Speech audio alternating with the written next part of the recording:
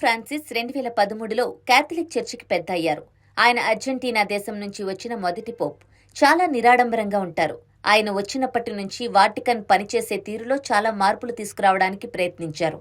శతాబ్దాలుగా వస్తున్న కొన్ని పద్ధతులను మార్చి చర్చిని సామాన్య ప్రజలకు మరింత దగ్గరగా, ప్రజలకు అండగా ఉండేలా మరియు చేసే పనుల్లో మరింత నిజాయితీ ఉండేలా చేయాలన్నది ఆయన ముఖ్య ఉద్దేశ్యం.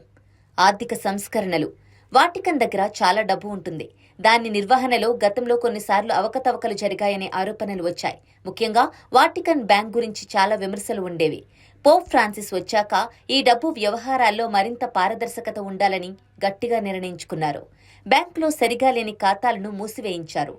డబ్బు ఎలా ఖర్చు పెడుతున్నారు, ఎక్కడి నుంచి వస్తోంది అనే దానిపై నిఘా పెట్టడానికి సెక్రటేరియట్ ఫర్ ది ఎకానమీ అనే కొత్త ఆఫీసును ఏర్పాటు చేశారు. పోప్ ఫ్రాన్సిస్ లక్ష్యం ఎప్పుడూ డబ్బు దుర్వినియోగం కాకుండా చూడటం, వాటికన్ ఆర్థిక వ్యవహారాలు నీతిగా నిజాయితీగా జరిగేలా చేయడం పోప్ ఫ్రాన్సిస్ లక్ష్యంగా ఉండేది. రోమన్ క్యూరియా అంటే వాటికన్లోని ప్రభుత్వ పరిపాలనా యంత్రాంగం లాంటిది.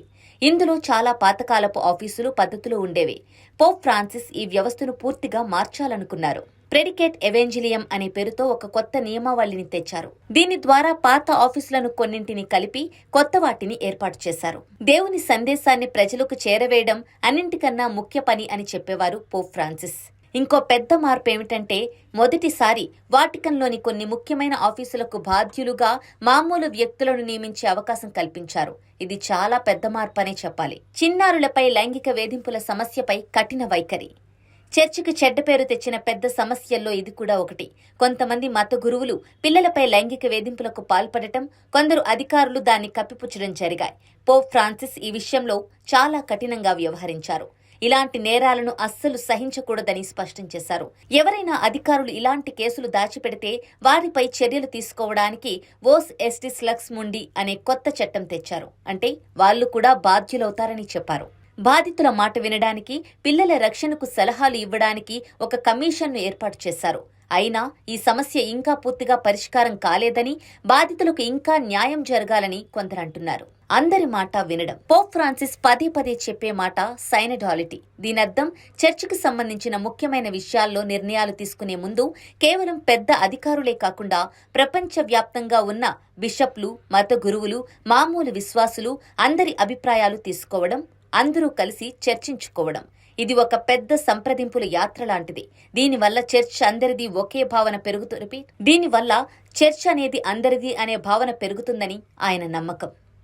అందరినీ కలుపుకోవడం, దయ చూపడం. చట్టాలు, నియమాల కంటే దయ, కరుణ ముఖ్యమని పోప్ ఫ్రాన్సిస్ నమ్ముతారు.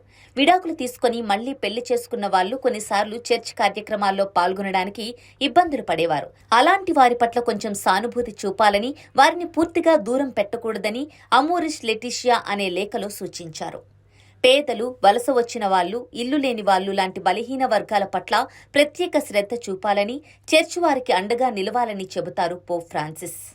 స్వలింగ సంపర్కుల పట్ల కూడా ద్వేషం కాకుండా గౌరవంగా, ప్రేమగా ఉండాలని సందేశమిచ్చారు.